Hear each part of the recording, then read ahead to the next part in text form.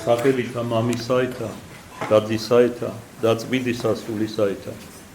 მართალია დღევანდელ დღეს ამ სიტყვებით არ სურდა ქადაგების დაწყება, მაგრამ გულთან მოვიდა და უნდა ვთქვა, გამოსვლის წინ ამბიონზე საქადაგებლად ჩამოლოცვისთვის ორიოდე სიტყვით გადაულაპარაკე მამა გიორგი ბედოშვილს თანამწირველს.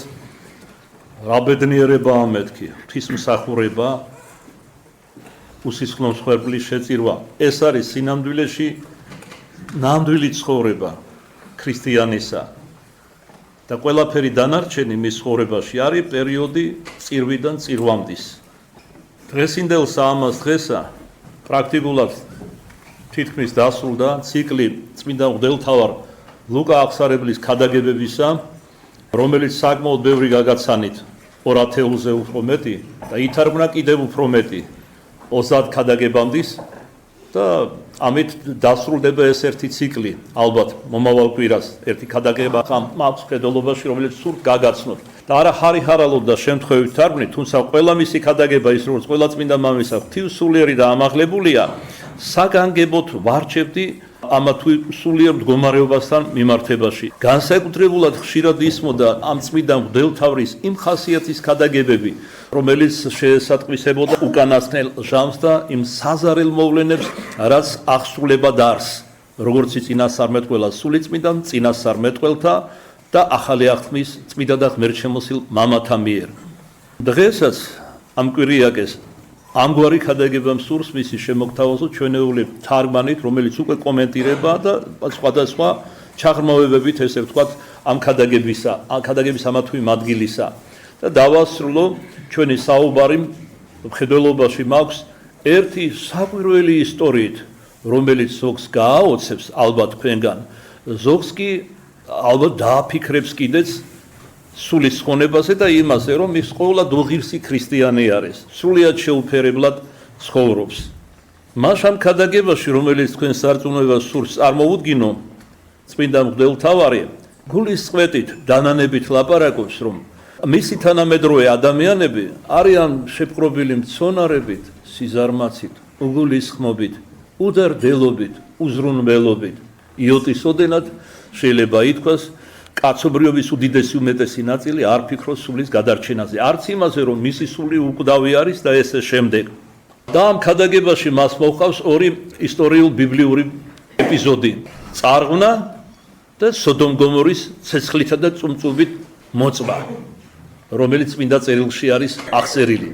და ამბობს, რომ როგორც ისინი იყვნენ უზრუნველობით შეპყრობილი და თუ არადარაგდებდნენ მართალი ნოესა და სხვათა მართალთა თუ ლოთესი თუ სხვათა ქადაგებას და აბრაამის შეგონებას, მოვიდა მერე რისხვა ღვთისა, ყველა სულ ერთიანად გაწყდა. ასევე იქნება დღესაც, როდესაც დადგება დღე ძისა კაცისა, ანუ მხედველობაში აქვს ქრისტეს დიდებით დაბრუნება დედამიწაზე. აი უბრალოდ შეხედეთ, ეგრეთ წოდებული ახალი წელი ახლოვდება, ეგრეთ წოდებული შობა ამათი დასავლეთის სამყაროს გულისხმობ და აქ ჭრილფეხობა რომ არის აყოლილი აქ ახალი ქართველები ჩვენთან თუ სხვაგან სხვები და ესე შემდეგ, რომლებიც რატომღაც მართლმადიდებლურ ქვეყანაში ლამობენ კათოლიკურად აღნიშნონ, კათოლიკური თარიღით კათოლიკური, ეს უკვე კათოლიკურია, მართლმადიდებლური შობა არ არის და ესევე ეგრეთ წოდებული ახალი წელი, რომელიც ერთ-ერთი ყველაზე უფრო უაზრო სახალხო დღესასწაულია. მე ამას პირადად დღესასწაულათაც არ აღვიქვამ. ეს არის დღე ღრეობისა, სიმთვრალისა, სიძვისა და ათასგვარი უზნეობისა. ასეთი ადამიანები რომ ღამისთევაზე ისე ზოგიერთი მოდიან ხოლმე ლიტანიობის ღამისთევაზე აღდგომისა დააყენოს რაღაც ნახევარი საათი სანახაობრივი თვალსაზრისით მიმოიხილავს აქაურ ვითარებას და შემდეგ წავა სახლში და ან დაწვება და ან ღრეობას შეუდგება. გარდა მაგისა, ამ ეგრეთ წოდებულ ახალ წელს, რომელიც შეგვსრულეთ გაუგებარი დღესასწაულია, აღნიშნავენ ახალი სტილით. ეხლა თქვენ იტყვით, რომ ასე დაწესდა მე-20 საუკუნის დასაწყისში 20-იან წლებში მე ვინ დააწესა, ვიკითხოთ. ეს არ დაუწესებია ღვთისმოსავ ადამიანებს, არ დაუწესებიათ. ეს და მსგავსი დღესასწაულების სტილი და სხვა დააწესეს უღმერთოებმა, მაგალითად რუსეთში, რომლის იმპერიის ერთი განუყოფელი ნაწილი იმჟამად საქართველო იყო, ეს უშუალოდ ანტიქრისტეს ერთ-ერთი რქის, ბიბლიური ენა რომ ვიხმარო, ვლადიმერ ილიაზე ლენინის ბრძანებით და დეკრეტით იქნა დადგენილი და მრავალიცა სხვა. მოდი ჩვენს მივსდიოთ ამ მღვდელმთავრის გულმტკივნეულ საუბარს შეგონებას შესახებ იმისა, რომ ადამიანი უნდა ფიქრობდეს და ზრუნავდეს სულის გადარჩენაზე, რომ უზრუნველობას არ უნდა მიეცეს, რომ ვერ მოვესწროთ მეორედ მოსვლას, თუმცა ძალზედ ბევრი ნიშანია. სახეზე განავისმეს აღწდება სიკვდილი, გარდაცვალება. ეს ხომ გარდაუვალი რამ არის? რატომ არ გვაფიქრებს ეს ამბავი? აი ახლა ხან შეისვენა რამოდენიმე დღის წინ ჩვენმა სულიერმა დამ ეფემიამ, რომელიც ცოტა ხნით ადრე მიტროპოლიტ იობის ლოცვა-კურთხევით და ჩვენი ლოცვა-კურთხევით აღკვეცილ იქნა დიცქემაში. შეისვენა დიცქემ მონაზონმა ეფემიამ. რა ის ჩვენს გვერდით იყო? იზროდა, მოქმედებდა, ლაპარაკობდა, აზროვნებდა და დღეს დადუმებულია მისი ბაგე და გულში მიწას მიეცა სამარეს. რა ჩვენ იგივე არ გველოდება და ზოგიერთ შეიძლება სამარეც არ ელოდოს. ვინ იცის რა საზარელი სიკვდილით მოკვდება? აი ერთი მათგანი მაგალითად მინდა ჩვენი საუბრის გადაგების ბოლოს მოგიყვანოთ ბევრთა და ბევრთა დასაფიქრებლად. მაშასე მღვდელმთავრის სამწმინდა ქადაგებას სახელად ქვია როგორც ელვა იელვებს და გაიებწყინებს ის ერთი კიდიდან მეორემდე ასე იქნება ძეკაცისა თავის დღეს. ეს არის სიტყვები ჩვენი მაცხოვრის ერთ-ერთი ქადაგებიდან. შესახებ იმისა, რომ მოულოდნელი, ანაზდეული, მეხსეული იქნება მისი დაბრუნება დედამიწაზე განშად ცოცხალთა და მკვდართა. როგორც იყო ნოეს დროს ამბობს წმინდა ლუკა, ასევე იქნება დღეს ამას ძისა კაცისას, ანუ მისი მეორედ მოსვლის შამს. ჭამდნენ, სვამდნენ, ხიარულობდნენ, ვიდრე ნოე კიდობანში არ შევიდა და მოხდა წარღვნა და მოსპო ყველა. ასევე იყო ლოთეს დროსაც აბრაამის მისვლისა. ციდან ცეცხლი და გოგირდისვიმა გარდა მოხდა და მოსპო უჟდულოებაში ჩაფლული ქალაქები, 5 ქალაქი, რომელიც ხშირად გვითხოვს ალეგორიულად განასახიერებს ადამიანის 5 გრძნობას. რა სწავლება აქ ბიბლიურად? ერთი ეს ისტორიულად მოხდა. იმ ადგილას მე ვყოფილ ვარ, მკვდარ ზღვასთან, სადაც დაწვა 5 ქალაქი. ვეებას სივრცე არის იქ, სადაც იყო ეს 5 ქალაქი. ეს მოხდა ისტორიულად, მაგრამ ამავე დროს ჰქონდა ალეგორიული მნიშვნელობა. ადამიანის 5 გრძნობას განასახიერებს შეესატყვისება ეს 5 ქალაქი და მას სწავლება ბიბლიური. თუ ჩვენ მხოლოდ გრძნობებს ავყვებით, ჩვენი ბოლო იქნება ცეცხლი, ანუ გენია, ჯოჯოხეთი. ნოე წარღვნის წინ ღმერთზე უქადაგებდა, ცდილობდა ადამიანები ცოდვისაგან განეშორებინა, წარღვნით ემუქრებოდა, მოსპობით, ღვთის საზარელი რისხვით აშინებდა. ისინი კი მის ქადაგებას ყურადღებას არ აქცევდნენ, უფრო მეტიც თავის უჩვეულო საქმეებს ვიზრდნენ, სოდომურ ცოდვებს, რომელიც ლეგალიზებულია დღეს ევროპის ქვეყნების ნაწილში და მათ შორის საქართველოში პარლამენტის დონეზე. ცხოვრობდნენ როგორც უწინ, ნოეს კი აბუჩად იგდებდნენ. მაშინ სიცოცხლის ხანგრძლივობა საკმაოდ დიდი იყო ადამიანის, იგი უქადაგებდა 100 წელიწადზე მეტხანს. მაგრამ ღმერთი იმის რომ ამოიწურა ვადა მისი ქადაგების როგორც უბრძანა უფალმა, კიდევ რამოდენიმე წელიწადი გაუგრძელა იმ დროინდელ კაცობრიობას არსებობა. და როცა დაინახა რომ უნარი აღარა აქვს შეინანონ, აი მაშინ წარმოგზავნა ციდან გოგირდის ვიმა. აი ესევე იქნება უკანასკნელ ომშიც არმაგედონისა, როცა სინათლის შვილებს დაუპირისპირდებიან სიბნელის შვილები წვდიადისა, ანტიქრისტე და მისი 200 მილიონიანი ლაშქარი. ღვთის ბრძანებით ანგელოზები გარდამოიტანენ ზეციდან ცეცხლს და როგორც წმინდა მამასთან არის წინასწარმეტყველებაში ნათქვამი, გადაადნობენ ჩინელებსა და ყველა იმ წარმართებს. დღეს ჩვენ ცხოვრობთ როგორც თავად უწოდებენ მერწყულის ეპოქაში, ნეო-წარმართულ ეპოქაში, როცა აღორძინებას განიცდის კერპთაყვანისეულობა და წარმართობა, ყოველგვარი უზნეობა და უკეთურობა და როდესაც დღითი დღე მცირდება ჭეშმარიტ მორწმუნეთა რიცხვით. და რატო აი დღეს მახვაში, კვირა დღეს ისის, უქმე დღეს ასე ცოტა მორწმუნე ტაძარში. მაგალითად წინა კვირას ბევრად მეტი იყო.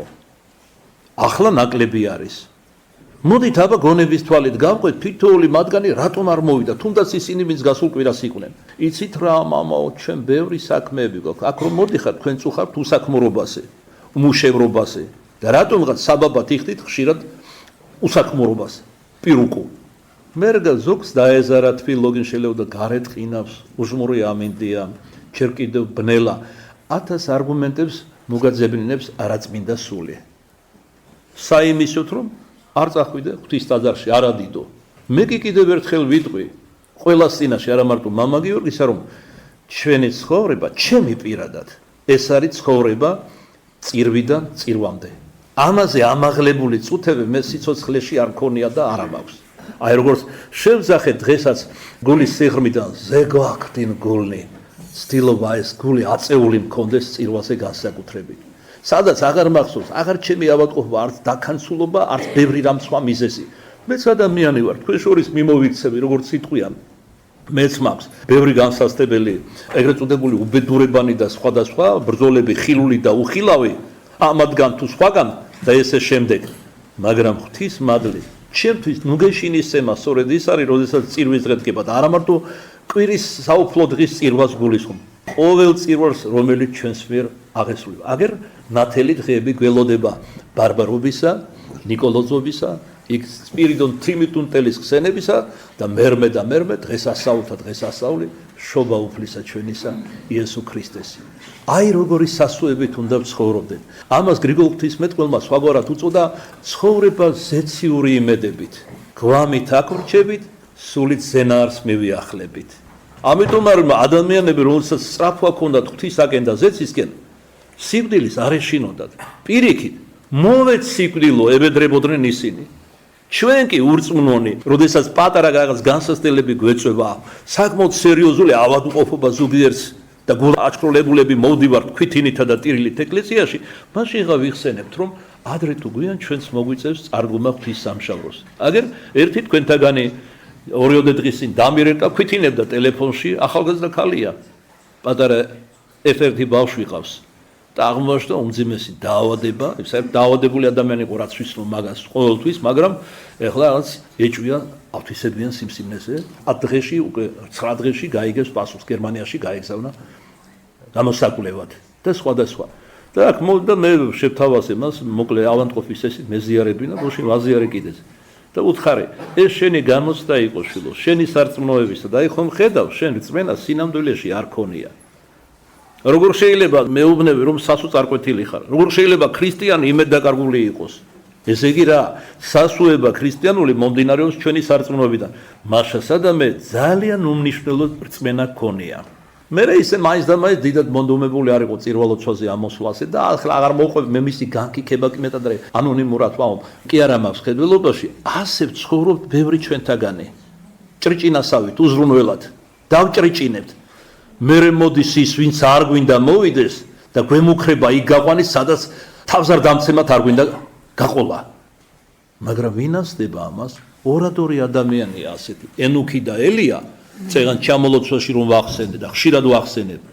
მაგრამ ისინიც როცა ჟამი ამოიწურება ღვთისაგან დადგენილი განგებულებით, სიკვდილის გემოს იწვნევენ და 3 დღე და ღამე იქნებიან მკვდრები, გარდაცვლილები. თუმცა ღვთის მადლით მათი გარდაცვალებაც ეს სწავლება და მხილება იქნება იმ დროინდელი მარაზმატული მსოფლიოსი და ისე გაეხარდებათ მათი დაწყლულებული, დაავადებული სინდისის მამხილებლების სიკვდილი, რომ აპოკალიფში წერია, თვით აპოკალიფში გამოცხადების წიგნში, რომ საჩუქრებსაც კი გავგზავნიან და სიხარულის წერილებს ერთმანეთს, რომ ილია და ენუქი ანტიქრისტენ დახუცა საკუთარი ხელით.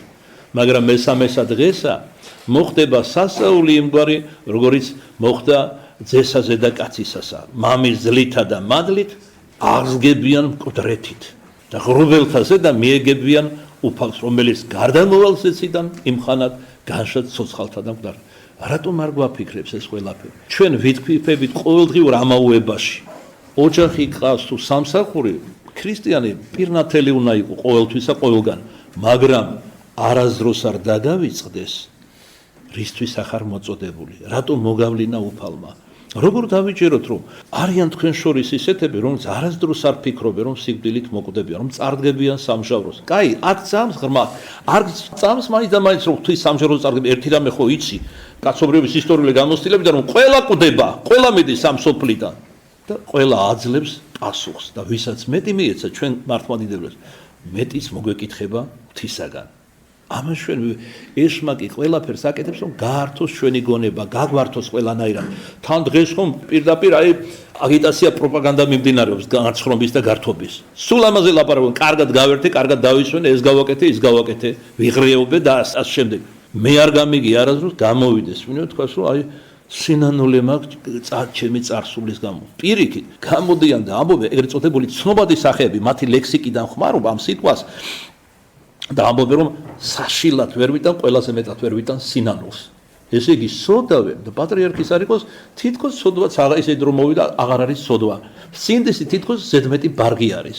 აი ასევე ფიქრობდნენ წარღვნის წინაკაცობრიობა და სოდომ გომორის 5 ქალაქის 100,000-ობით მოქალაქე. მოვიდა მერე ღვთის რისხვა და ყველა დადუმდა. და ვერავინ ვერ უშველა თავს, ვერ გადაირჩინა. ეს ჩვენს დასაფიქრებლათაც ითქმის.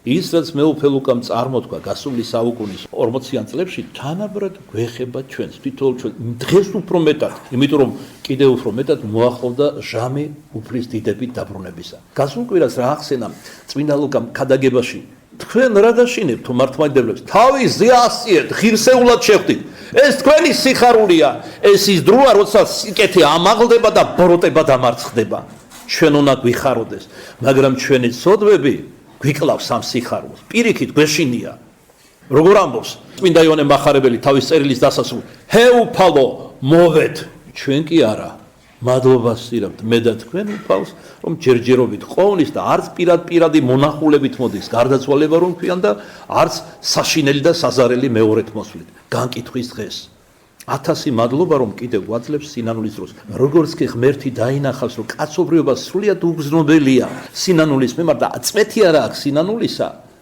მოვა უკვე მაშინ განშად ცოცხალთა და მკვდართა ჩვენზეა დამოკიდებული გადავწევთ ამ ვადას მოსვლის თუ აქეთ გადმოვწევთ მას ასევე იყო სოდომსა და გომორში ამბობს წმინდა მღვდელმთავარი სოდომში აბრაამის მისული მართალი ლოთე ცხოვრობდა და სულიერად იტანჯებოდა მართალი ხედავდა რა იქაურ საზარელ უშულოებას სოდომ გომორი ცხოვრების წესი იყო აი სწორედ იქიდან მოდის სოდომიტური ცოდვები იმ 5 ქალაქის სახელწოდებიდან ცდილობდა იქაურნის სიმართლის გზაზე დაეყენებინა მათი ბოროტმოქმედებანი შეეჩერებინა უხადაგებდა მათ ისინი კი თავიანთ ბოროტ საქმეებს აგრძელებდნენ უწინდებურად ცხოვრობდნენ იმავე საშინელ დანაშაულობებს შადიოდნენ და აი იქუხა შურისძიების დღემ და მოსვლა უფალმა ქალაქები სოდომი და გომორი ცეცხლისა და გოგირდის წვიმით მართალი ნოეს დროსაც ღვთის რისხვა მოვიდა საზარელმა წარღვნამ ყველაფერი ახოცა თქმა ადვილია ენა ზვალი არა აქვს როგორც იტყვიან აბა წარმოიდგინეთ რა ხდებოდა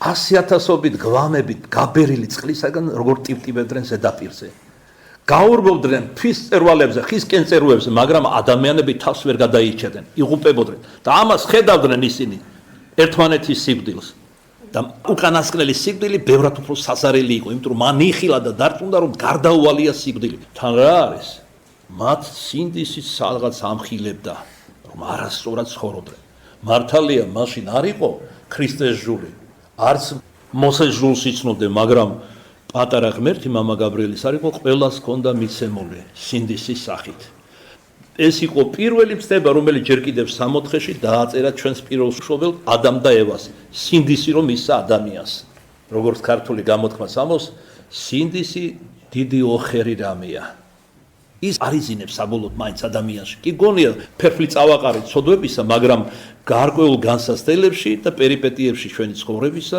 იგი გვახსენებს თავს ასევე იქნება საყვარელო საშინელი განკითხვის დღესაც ის რაც იმხანად იყო მოაქამომდე გრძელდება რა უჟულოება და უკანონობა თითქმის 2000 წელია უფალ იესოს სახარება იქადაგება ესმით ადამიანებს ქადაგება ქრისტესზე სიყვარულზე სიმართლეზე და არსურთ შესმენა ყურებს იცობენ თავიანთ დანაშაულებრივ საქმეებს აგრძელებენ ნოეს თანამედროვეთა მსგავსად ლოთეს თანამედროვეთა და როგორც მოულოდნელად განადგურდა წარღვნით ქვეყნიერება როგორც ცეცხლისა და გოგირდის წვიმით განადგურდა სოდომი და გომორი ასევე იქნება განკითხვის დღესაც მოვალს იგი უფალი ჩვენი იესო ქრისტე მეხსეულად მაშინ როცა სავსებით არელიან მას ადამიანები პირიქით როგორც წინასწარმეტყველები ამბობენ იმ დღეს იფიქრებენ რომ მშვიდობა და კეთილდღეობა ქვეყნიერებას ეს იქნება მესამე მსოფლიო ომის შემდგომ მალევე მაგრამ როცა ისინი ამას იფიქრებენ და ამაზე ილაპარაკებენ მოულოდნელად მოვალს უფალი თავისი საზარელი მოსვლით მოვალს გაელვებასავით ცისერთი კიდიდან მეორემდის ხოლო ჭექაკუხილი როდის ელავს როდესაც ღრუბლებში ბევრი ელექტროობა დაგროვდება რამე თუ ელვა ეს ელექტრული ნაპერწკალია ცოდვები აქვს ხედელობაში ესე წვეთობით გროვდება ცოდვების და მერე იფეთქებს ამის მსგავსად იქნება განკითხვის დღესაც წვეთობით გროვდება 2000 წელია ბოროტება გროვდება კაცთა მოდგმაში უსაზღრო, აურაცხელი ბოროტება გროვდება. ამასთან გროვდება კეთილი საქმეების, მრავალ ადამიანურ გულში იზრდება სიყვარულიც. იქმა ბოროტ საქმეებს, იქმა ღვთისთვის სათნო, ანუ მოსაწონ კეთილ საქმეთაც.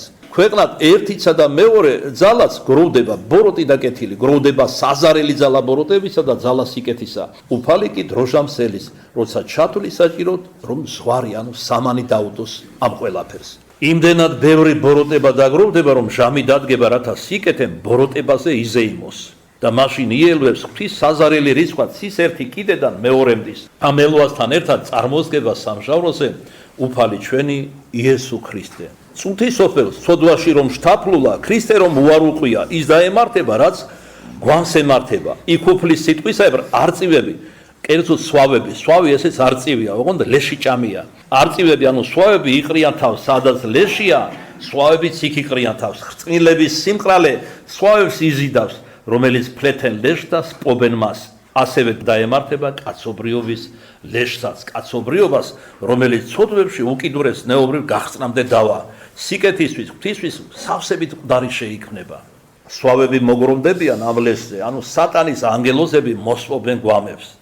და რა დრო დადგება, რომ ერთმანეთის გვამებსაც კი ჭამას დაუწყებენ ადამიანები. და დადგება დღე სიმართლისა, სიკეთის ბოროტებაზე გამარჯვებისა. უდიდესი განყოფა აღესრულება ადამიანებზე, რომელზედაც ქრისტემ თქვა, გეუბნებით, იმ ღამეს ორნი იქნებიან საწოლში. ერთი წარიტაცება, ზეცაში გულისხმება, მეორე კი დარჩება. ორნი იქნებიან წისქვილში, სხვადასხვა ასე ვთქვათ, ყოფითი მაგალითები მოყავს უფალს. ორნი იქნებიან წისქვილში, ერთი წარიტაცება, მეორე კი დარჩება. ორნი იქნებიან ველად, ერთი წარიტაცება, მეორე კი დარჩება. ეხლა არსებობს ესეთი რამ მოვლენა ოვერტონის სარკმელი ქვიან. ალბათ იცით და ერთი-ორჯერაც ვახსენეთ ქადაგებაში. ნებისმიერი ოდიოზური იდეა შეიძლება შემოაგდონ და ბოლოს დააკანონონ პარლამენტის დონეზე, ამ პრეზიდენტის ბრძანებით. აი მაგალითად, რა უშლის ხელს რომ შემოაგდონ ესეთი აზრი, რომ ჯანმრთელობისთვის ძალზედ სასარგებლოა გარდაცვლილი ადამიანის გვამის ჭამა, ხორცის. ხო, საზარელი არა, აღმოხდათ. საზარელი არ არის სოდომი, რომელზეც ესე აღმოხდებოდა, როცა მაგალითად შანსი გაზეთი გამოვიდა, პირველი სოდომური გაზეთი. მერე ყველა შევეჩვიეთ ამას. და ბოლოს როცა კარგად გამოგვირეცხეს ტვინები, მიიღო პარლამენტმა კანონი. ნარკოტიკები, მარიხუანა შეიძლება მოწიოს ადამიანს არ თუ ქრისტიანმა. ეს ხო დამუყველია სულისთვისაც და ორგანიზმისთვისაც. სიცოცხლეს ამოკლებს. ეგ კი არა, თამბაქო რა არის, რომელიც ასევე მსუბუქი ნარკოტიკის ნიკოტინის შემცველია. აი სტატისტიკა ორი დღის წინაც მოიხსენე, ევროპიდან გადმოცემა იყო, მოვისმინე. სტატისტიკის მიხედვით ყველაზე მეტი სიკვდილიანობა მოდის მწველებზე. მაგრამ ეს აჩერებს კაცობრიობას, როცა იციან. მათ არ იციან, რომ ეს უფრო დიდი ცოდვა სულიერი გაგებით, იმიტომ რომ კერპთაყვანისმცემლობის ელემენტია. ველური ინდიელები კერპთაყვანისმცემლები დღემდე თამბაქოს უკმენ თავიანთ კერპებს და თქვენ იმას ეწევით. ეწევი ამბობენ წმიდავენ მაშასა და მე ეშმაკებს უკმევ. გვაფრთხობს ეს, ვაფიქრებს. კაი არ გწამს. სულიერი მხარე არ იცი ამ ცოდვის. მაგრამ აი რაც აშკარა, რაც ზედაწერია. ბოლოს და რეკლამების დროსაც კი გაიჟღერებს ხოლმე. რომ თამბაქო მომაკვდინებელია, ჯანმრთელობისთვის მავნეა, ფილტვის კიბოს იწვევს, სიცოცხლეს ამოკლებს და აღარ მოყვები ამ მიეთმოეთს. რამენაირად მოქმედებს? დღეს უკვე გამოხვალ გული მიკვდება როგორც ქართველს, როგორც მამაკაცს, როგორც ქრისტიანს, როგორც მღვდელს, როგორ უტიფრად აბოლებენ ქუჩებში დიდი და პატარა. მოხუცებული ქალები თუ ახალ კაცებს აღარ ასვამო. ბავშვები, რომელსაც არავინ ჭკუას არ არიგებს, არ ასწავლის, არ ჩინდა არც გარეთ, არ სკოლაში. ჩვენ მაინც ასე თუ ისე რაღაც წილი გვაქვს მართლმადიდებელ ქრისტიანებს და გვიჩის ცხოვრება ასეთ გარემოში. ამუზნეო გარემოში. რა დაემართებოდა მართალ აბრაამს, რომელიც ერთადერთი იყო იქ მართალი თავის ოჯახთან ერთად. მართალ ლოეს მხოლოდ მის ოჯახთან ერთად იყო მართალი. თელს ქვეყნიერებაზე, ხუთ ქალაქში კი არა, როგორც ლოთე, მაგალითად აბრამის მისული, სოდომ გომორში. თელს ქვეყნიერებაზე ერთი ის იყო მართალი და აქეთ ლოთე მისიც მისული. და ალბათ 2-3 კიდევ მართალი თუ ხავდა უფალს. საიდუმლოდ. როგორ იყვნენ? აი იოანე ოქროპირის აქ აღწერილი ძალზედ კარგა ფსიქოლოგიური და სხვადასხვა თვალსაზრისებით, რა მძიმე მდგომარეობაში იყვნენ მართალი აბრაამი, მამათმთავარი და ლოთე, ასევე ნოე. და ნოეს ხოტბას ასხამს როგორც იშვიათად თუ ისმე ასხამს იოანე ოქროპირი, როგორც უდიდეს წმინდანს. და ამას ის ასაბუთებს წმინდა წერილიდან და იმ ისტორიული რეალიებიდან, რომელშიც ცხოვრობდა ერთის, მეორეც და მესამეც. ჩვენ გვიჭირს ცხოვრება ესეთ გარემოში. აი თუნდაც ეხლა არჩევნებმა გადაიქუხეს ბჭყალებში ჩვენ გავაკეთეთ არჩევანი არა სიკეთესა და ბოროტებას შორის, არა ნათელსა და ბნელს შორის, როგორც ხშირად ვამბობდი, არამედ ბოროტსა და უბოროტეს შორის, ბნელსა და წყდიად შორის. და რაც დრო გავა, ამ ხრივ კიდევ უფრო დამძიმდება მდგომარეობა. და ბოლოს ჩვენ ავირჩევთ, ვინ? კაცობრიობა. არა კონკრეტულად ჩვენ, ვამბობ მაინც და მაინც. ავირჩევთ ანტიქრისტეს. დიახ, წმინდა მამები ამბობენ, რომ ანტიქრისტეს სოფლიო ხელისუფლებს, არა რომელიმე ქალაქის, არა ოლქის, არა ქვეყნის, ან თუნდაც რომელიმე ევრო თუ სხვა კავშირების, სოფლიო კავშირის, სოფლიო სახლის უმაღლეს ხელისუფალად ავირჩევთ ანტიქრისტეს. და რას უწოდებთ? მადლისაგან დაწრეტილი, დაცლილი ადამიანები, მთავარ მშვიდობის ყოფილს. გამაოგნებელი რამ არის, ესე იგი, როგორ დაცარიელდება მადლისაგან ადამიანი, რომ ავსა და კარს ვეღარ არჩევთ, ბნელსა და ნათელს ერთმანეთსაგან. საერთოდ ნათლის აკმა მას აღარ იქნება.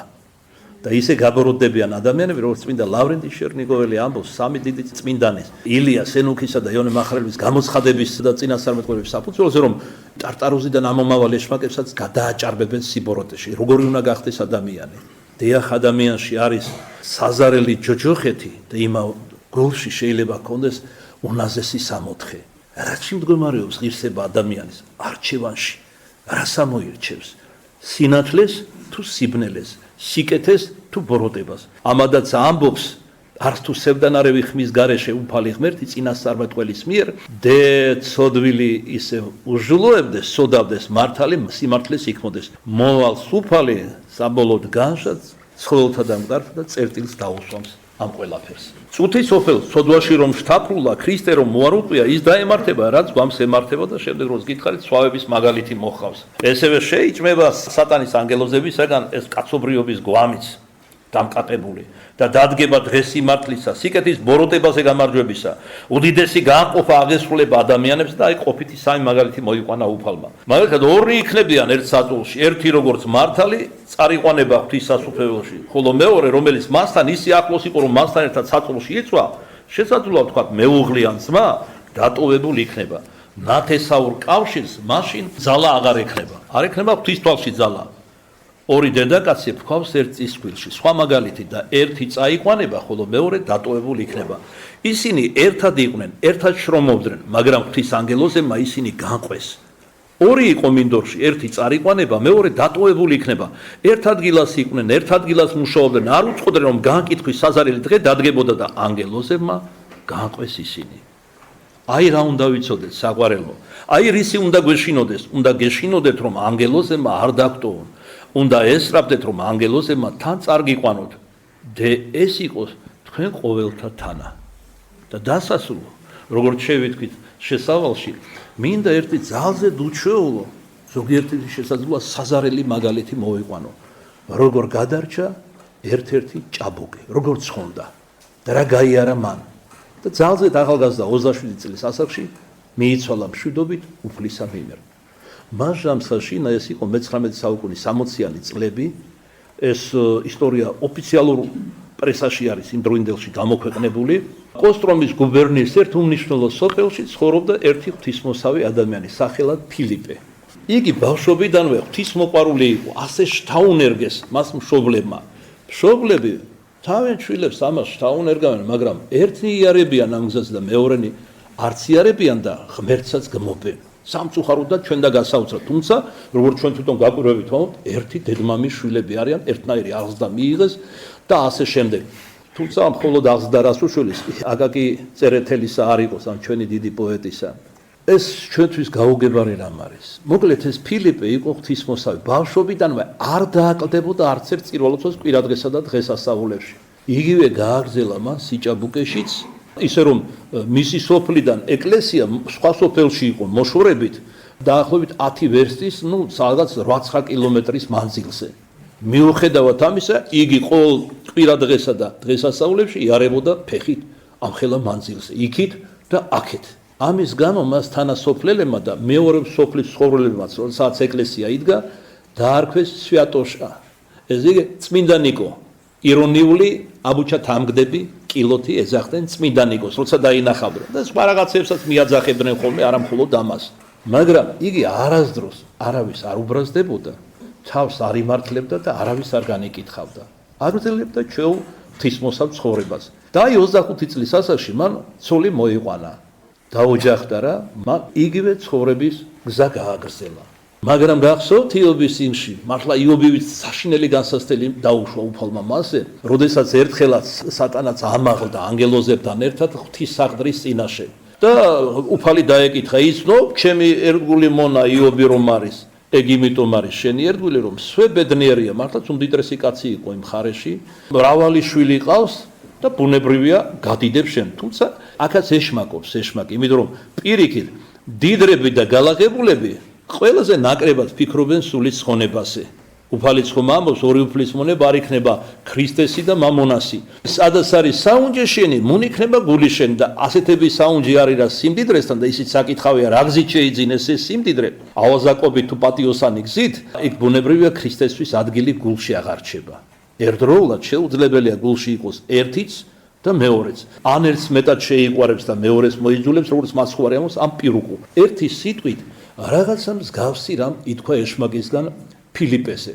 ეგ იმდენად არის ღვთისმოსავი, რამდენადაც შვებედნიერია, იმიტომ რომ რაც არ უნდა გაეკეთებინა, ჯერ ლოცვას იტყოდა, სულ უმნიშვნელო საქმეც რო ყოფილიყო. და შემდეგ აკეთებდა და თითქმის ყოველთვის წარმატება ჰქონდა, მისი ხელიდან ყოველე კარგი გამოდიოდა და შემოსავალიც ჰქონდა აქედან გამომდინარე, ბევრ შურს იწვევდა განკითხვას, გაღიზიანებას და სხვადასხვა განსაკუთრებით როგორც წესი ზარმაცებში და უსამართლო ადამიანებში.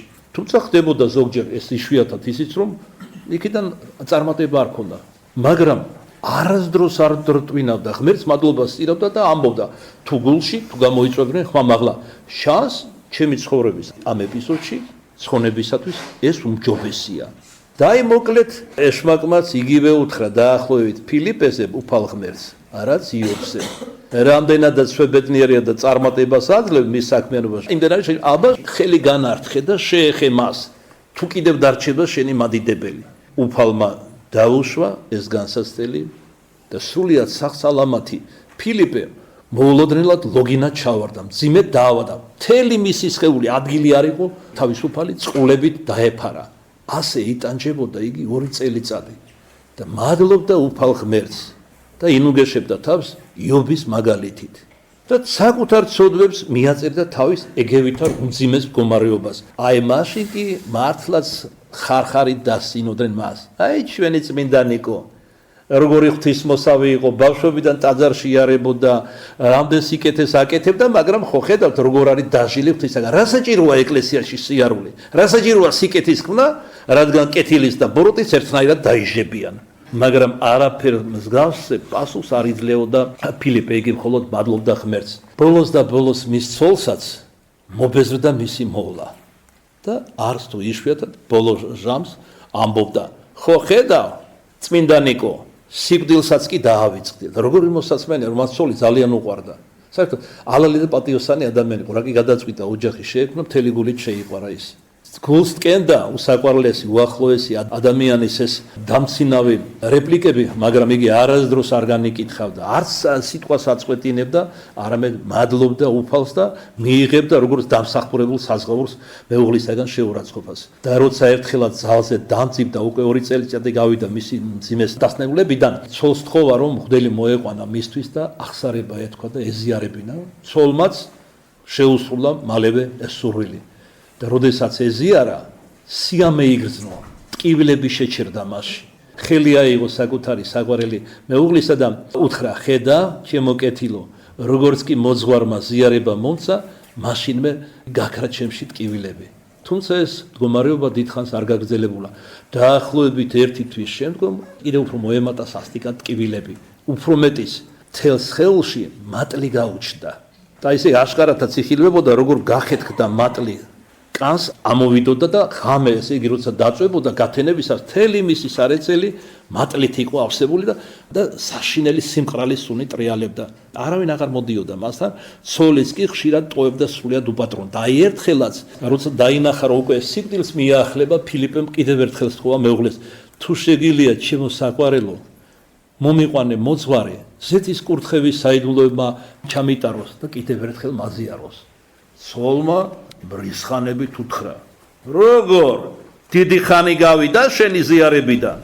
ზურგი აქცია და მეზობელთან წავიდა, ისე რომ შუაღამემდეც არ მოსულა. მაგრამ აი ნახე როგორ არის ადამიანები რომ დატოვებენ საბრალო ადამიანს, რა ხდება ხშირად. გახსოვთ ანდრია სალოსის ცხოვრებიდან მომყავდა ხოლმე მაგალითი გლახაკი რომ კვდებოდა და მდიდარი იმ ქალაქის დიდართან ყვავილების გირლიანდები მოქონდა უამრავი ხალხი რომელიც ჩუმჩუმად განიკითხავდნენ რა თქმა აბუჩათაც იგდებდნენ ამ ქალაქის მერს ამ დიდარს და სხვა ვინ ღვარდლით ვინ შურით და სხვა ხოლო გლახაკი კვდებოდა იმავე ქალაქში ზამთარში ყინულში ფოლორცზე ანუ ცივმიწაზე და არავინ მანუგეშებელი არ ყავდა და უფალმა გამოგზავნა მთავარანგელოზები მიქაელი და გაბრიელი მაგრამ სულს არ უნდოდა სიკვდილი და არ ამოდიოდა სხეულიდან ესე იგი ჩვენ მარტივად მიქაელ გაბრიელს ვეძახით სიკვდილის ანგელოზებს თუმცა ეს რაც სერიალობას არ შეესაბამება და როგორი ძალაუფლება ზეცი მთავრობას ესე იგი 900-ის ანგელოზებს უბრძანებენ და მორჩილებაში ხავთ ღვთისმნებით მაგრამ ერთი ადამიანის სული არ მოხავდა და მაშინ გაბრიელმა უთხრა მიქაელს შეღაღადე უფალს რომ არ სულს ამ მართლის სულს ამოსვლა სხეულიდან თუმცა სიკვდილის ჟამი აქვს დამდგარი ვერ გაბედეს რომ შეეწუხებინათ ეტანჯათ და ისე ამოეყვანათ სულ რადგან არ სურდა მას ღმერთი უდიდეს პატივს მიაგებს ადამიანის თავისუფალებას ხატად ღვთისა შექმნა რა ადამიანი და მაშინ მიქაელმა შეღაღადა უფალს რომ არ სურს ამ მართლის სულს სხეულიდან ამოსვლაო არ შეაწუხოთო არაფრით იყო ზეციდან კურთხევა მე წარმოვავლენ დავითს ქნარით იგალობებს სალმუნებს და ისე დაატკბება მისი სული რომ ეს დამტკბარი სული თავად მოგიახლებათ ხელზე და ასეც მოხდა მოკლედ მოდით ნახოთ ფილიპესთან რა მოხდა ეს იყო ძალზე დიდი ხნის წინათ ადრეულ შუა საუკუნეებში გლახაკის ამბავს რომ ვიხსენებ ხოლო ეს კი მოხდა თითქმის ახლახანს რადგან ძალნახულა ჩვენთან მე-19 საუკუნე არც ისე შორს არის ყოველ შემთხვევაში და ალბათ მსგავსი მაგალითები დღესაც ხდება თუმცა იშვიათად მოკლედ დატოვა ყველა ადამიანმა აბუჩათ იგდებდა ვერიტან და მისი სხეულიდან გამოვალ სიმყრალის სულს დატოვა საბოლოო ცოლმა და სანუკვარი ნატვრა არ აღუსვლა ზეთის კურთხევისა და ზიარების შესახებ ფილიპე იწვა და ცრემლიანი თვალებით ევედრებოდა უფალს და სთხოვდა რომ მეუღლე არ დაესაჩა იმის გამო რომ ესეთი უსიყვარულობა და არაქრისტიანული რამ გამოიწვია თუმცა ის ქრისტიანად ითვლებოდა ეს ზედაგაცი სწორედ ამ დროს მოულოდნელად ოთახი რომელიც სიმყრალის სუნით იყო სავსე ენი თავწერელი ნათლით განათდა ჭერი თითქოს გაქრა და აი ფილიპე აშკარად ცხადში არასიზმრად და არათვლემაში ხედავს რომ სამი უჩვეულო არსება გამოეცხადა მას ერთი მათგანი რომელიც შუაში იდგა იყო ესე იგი ენი თავწერელი სილამაზის ქალწული ხოლო მარჯვენით და მარცხენით მას ედგნენ ესევე ძალმოსილი დიდებული ჭაბუკნი ელვარენი ცეცხლივით და ელვასავით მოუახლოვდა ქალწული ფილიპეს და უთხრა არ შეშინდე ფილიპე ბევრი აღარ დარჩა მე მალე თვითონ შეხვდები შენ და ჩემთან იქნები საუკუნოდ ამის შემდგომ განშორდა ერთგვარად ფილიპეს და ერთ-ერთი მარცხენით მდგომარე ჭაბუკთაგან ფიქრობა ანგელოზი უფლისა მიახლა მას შუბლზე და ყრიმალებზე რაღაც ხო რაღაც დაალევინა და ჯვარი გადასახა და უკან დაიწია შემდეგ მასზე უფრო დიდებული იერის ანგელოზი მიუახლოვდა ფილიპეს და შორიდან სამგზის უკმია წმინდა საკმეველი ამის შემდგომ სამივე უჩინო შეიქმნა ჩვეულებრივი იერი დაიბრუნა მისმა საქმე ამ კეთილსუნელებას რომელიც მათ მოიტანეს კვლავ სიმყრალის მისი სხეულიდან მომავალი ჩირქისა და სიმყრალის უნი შეერია ეს მოხდა შუაღამისას დაბრუნდა მისი ცოლი აიღო ხელი ცოლისა და უთხრა რა სულელი ხარ ჩემო საყვარელო შე რომ აქ ყოფილიყავი გასაოცარი ხილვის ღირსი შეიქმნებოდი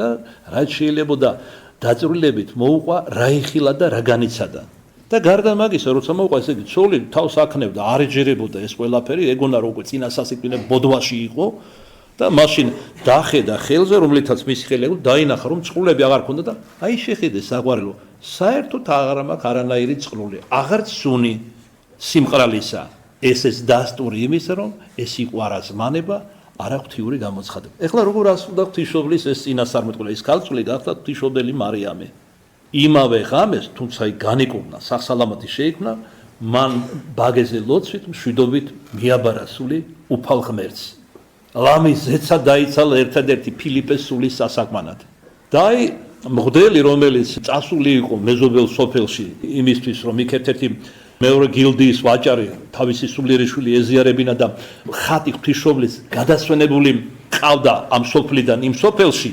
უკან მოეშურებოდა მღვდელმა სამღვდელო დასთან ერთად დიაკონთან და ესე შემდეგ წიგნის კითხულთან გადმოასრო ხატს რომელიც უკან მოჰქონდათ მას შემდეგ რაც აზიარა იქაური ვაჭარი რომელიც ავად იყო მძიმედ და ესე იგი რა მოვიდა ეკლესიაში ნახა რომ მესამე დღეა უკვე ამისი გარდაცვალების ფილიპესი იქ ასვენია გარდაცვლილი და გადაწყვიტა რომ სასწრაფოდ აეგო წესი რათა მოესწრო ვიდრე ხატი დაბრუნებოდა მაგრამ ნახეთ როგორ ახდა ღვთისმშობლის წინასწარმეტყველება დაუგო წესი აჩქარებით და უბრძანა რომ ახლობლებს ჭირისუფლებს გაეტანათ სხეული და წაეგოთ სასაფლაოზე დაეგრძალათ როგორც კი მისი სხეული ასიეს ფილიპეს და პარნახს კარისას ეკლესიის გამოსწრენ მოულოდნელად ზარების რეკვა დაიწყო რადგან ხატი მოახლოვდა თურმე და ასე თითქმის ერთი ვერსტის მანძილზე დაახლოებით კილომეტრი ატარეს ხელით საფლავი და მთელი ეს გზა ზარების რეკვა იყო და ესე იგი ხატი რომელიც მოჰქონდათ მორწმუნეთა ერთნაკაც და გვამი რომელიც მოჰქონდათ დანარჩენებს ერთმანეთს მიეგებნენ მირქმა მოხდა ასე ვთქვათ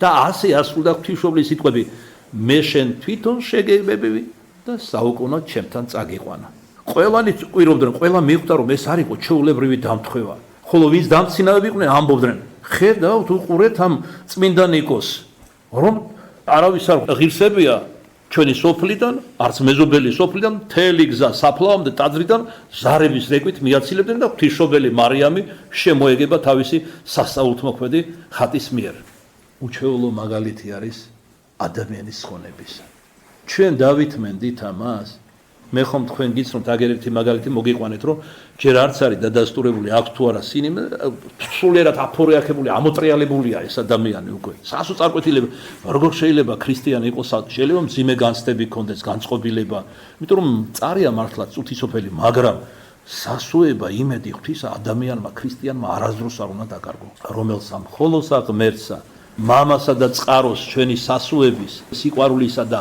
რწმენისა ჩვენის ყოველგვარი დიდება, პატივი და სიტყვება თანა მამით და სული წმინდით აზდა მარადის და უკუნითი კუნისამდე ამენ